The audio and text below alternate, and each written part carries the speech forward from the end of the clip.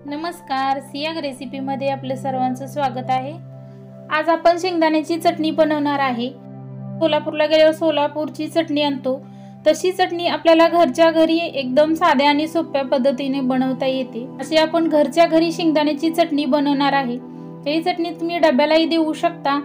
कोण आलं गेलं घाई गडबडीत तुमच्याकडे जर भाजी शिल्लक नसेल तर ही शेंगदाण्याची चटणी आवडीने मागून घेतील अशी ही चटणी तयार करणार आहे आपण घरच्या घरी। शेंगदाण्याच्या चटणीसाठी लागणारे साहित्य बघूया आपण शेंगदाणे घेतले, एक वाटी शेंगदाणे घेतले। हे बघा असे मोठे शेंगदाणे असावेत चटणीला, एकदम मोठमोठे शेंगदाणे आहेत। हे असे शेंगदाणे पाहिजे चटणीला। हे शेंगदाणे आपण एक वाटी घेतले। हे मीठ आहे, मोठं मीठ घेतले। हे धने, हे लाल तिखट आहे, हळद आणि हे बेडगी मिरची आहे। हे तिखट नसते, फक्त कलर येतो इन। हे जिरे आहे आणि तेल। आपण गॅस चालू करून घेऊ आणि त्याच्यावरती कढई ठेवायची।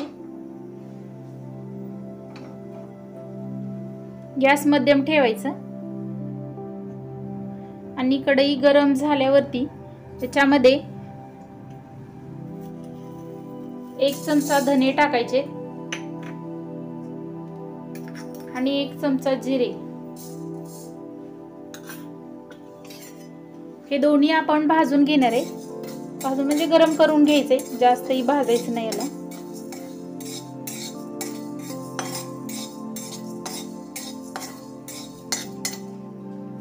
हे आपण गरम करून घेणार आहे।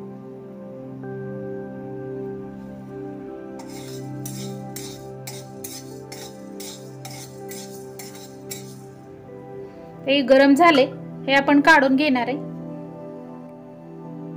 आपली कढई गरमच आहे, गॅस चालू आहे। आपण धने आणि जिरे भाजून घेतलेत। आता आपण याच कढईमध्ये शेंगदाणे भाजून घेणार आहे। एकदम मंद गॅसवर एकदम असे कुरकुरीत असे हे आपण शेंगदाणे भाजून घेणार आहे। गॅस अजिबात मोठा करायचा नाही। जर आपल्याला चटणी जर कुरकुरीत हवी असेल तर शेंगदाणे व्यवस्थित भाजावे लागतात। फास्ट गॅसवरती शेंगदाणे भाजायचे नाहीत। फास्ट गॅसवरती भाजले तर ते व्यवस्थित भाजत नाहीत, आतून कच्चे राहतात, वरून फक्त त्याचे टरफल जळते। हे बघा, हे शेंगदाणे आपले असे भाजलेत, तुम्हाला दाखवते। हे बघा, एकदम बारीक गॅसवर हे असे भाजून घ्यायचे। हाताने असे चोळून बघायचं, चोळलं की आपोआप त्याचे पालं निघते। हे बघा, असे कडक आणि कुरकुरीत शेंगदाणे हवेत। बारीक गॅसवर भाजल्यामुळे त्या शेंगदाण्याला तेल सुटते आणि आतपर्यंत खमंग असा भाजला जातो तो शेंगदाणा। तर हे आपले परफेक्ट भाजलेत। हे बघा, तुम्हाला दाखवते। हे बघा, असे शेंगदाणे भाजायला पाहिजे। आपण गॅस बंद करू। हे आपले भाजलेले शेंगदाणे आहेत। हे जरा थंड झाले, कोमट झाले की आपण हे असे चोळून घ्यायचे, त्याचे पूर्ण साल काढून घ्यायचे। हे बघा, ते असं हाताने चोळून घ्यायचे। जर तुम्हाला जास्त तुमचे शेंगदाणे असतील, तुम्ही जास्त शेंगदाण्याची चटणी बनवत असाल तर एखाद्या पिशवीमध्ये, सुती कॉटनची जी पिशवी असते त्याच्यामध्ये शेंगदाणे घालून तुम्ही त्या पिशवीला वरून असे हाताने रगडून घ्यायचं, आपोआप पालं सुटते। हे सर्व शेंगदाणे आपण चोळून व्यवस्थित घेणार आहे आणि याचे पालं काढून टाकणार आहे। हे आपले शेंगदाण्याचे साल काढून झालेले आहेत, हे साईडला ठेवू। आणि आपण एक मिक्सरचं असं भांड घेतलंय छोटस। याच्यामध्ये आपण जे गरम करून घेतलेले धने आणि जिरे, हे दोन्ही 1 चमचा आपण गरम करून घेतलं होतं ते, आणि त्याच्यामध्ये हे सपाट चमचा मीठ आहे, मोठं मीठ चवीला असतं आणि खारट व्यवस्थित असतं, त्यामुळे मी मोठं मीठ वापरलेलं आहे। तुमच्याकडे मोठं नसेल तर तुम्ही छोटं मीठ वापरू शकता। तर हे आपण मिक्सरने बारीक करून घेणार आहे। हे बघा, हे आपलं असं बारीक झालंय। जर तुम्हाला धने जिरे जर भाजून पूड करायची नसेल तर तुम्ही धने जिरे पावडर वापरली तर चालेल। आपण गॅस चालू करून घेऊ आणि गॅस मध्यम ठेवायचा। त्याच्यावरती कढई ठेवायची आणि त्या कढईमध्ये तेल घालायचं। हे बघा, एक पळी जी किटलीमध्ये असते ती पळी मी वापरली। साधारण मी 1.5 पळी तेल घातले।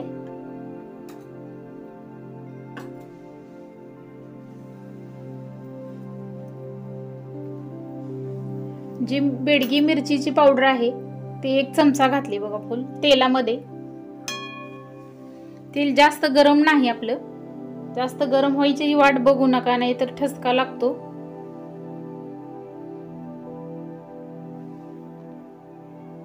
आणि त्याच्यामध्ये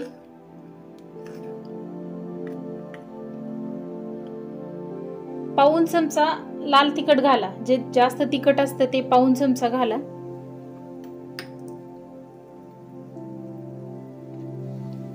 आणि पाव चमचा हळद घालायची।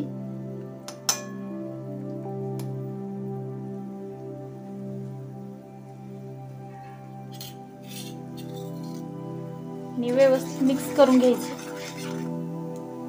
आणि याच्यामध्ये जे आपण शेंगदाणे भाजून घेतलेले आहेत पाला काढून ते घालायचे आणि ते मिक्स करून घ्यायचं आणि गॅस बंद करायचा।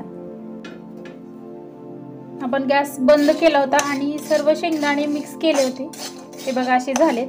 आता हे थंड झालेले आहेत। आपण याला मिक्सरच्या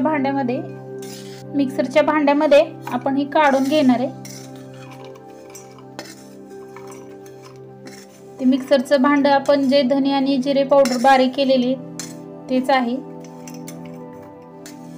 हे बघा। हे आपण सर्व या भांड्यामध्ये काढून घेतलं।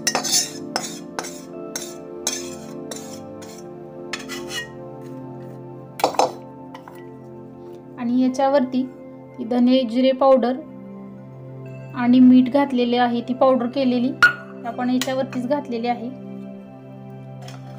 आणि हे आपण मिक्सरने फिरवून घेणार आहे।